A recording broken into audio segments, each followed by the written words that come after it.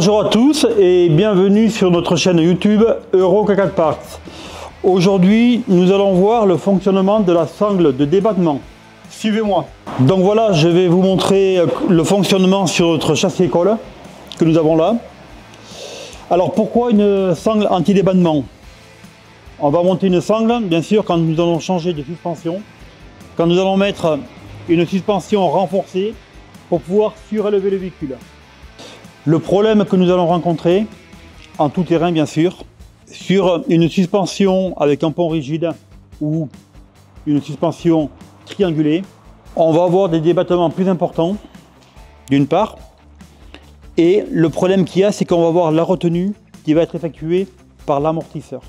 Alors, en tout terrain, dans les sauts, ou quand vous allez prendre des trous, qu'une roue va descendre dans le vide, c'est l'amortisseur qui va se détendre au maximum, qui va retenir le pont en arrivant en butée de l'amortisseur, ce qui va provoquer un détériorement de l'amortisseur. Donc la sangle anti-débattement a été montée sur ce véhicule et on peut s'apercevoir que nous avons ici le trou de fixation, la tige filetée qui va recevoir l'anneau ici, et on peut s'apercevoir qu'elle est légèrement beaucoup plus courte, ce qui va permettre de remonter le pont et bien sûr de l'empêcher de descendre au maximum de la détente de l'amortisseur pour éviter de détériorer. Alors je vais vous faire juste une petite expérience. Je vais remonter le pont et vous allez voir qu'en la fixant, le pont ne va plus descendre. Là, on a notre pont en débattement maximum. On peut s'apercevoir que la sangle, on ne peut pas la fixer parce qu'elle est trop courte. Donc ce que je vais faire, je vais remonter mon pont pour pouvoir la fixer sur mon boulon.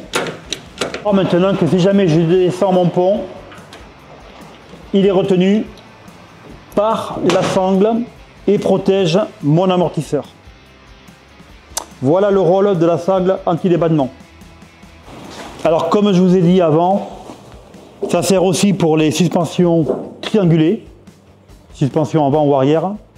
Et la sangle est très importante, pourquoi? Parce que si vous voulez, quand vous êtes en débattement maxi sur une triangulation, ce sont les rotules inférieures et supérieures qui font des fois buter, qui sont en fin de course et elles peuvent se déchausser si jamais il y a un effort trop important.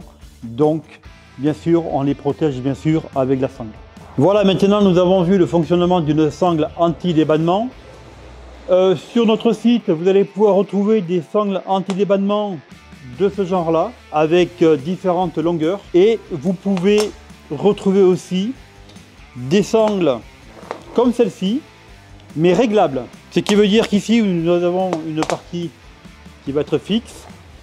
Et ici, nous avons une petite platine avec deux boulons.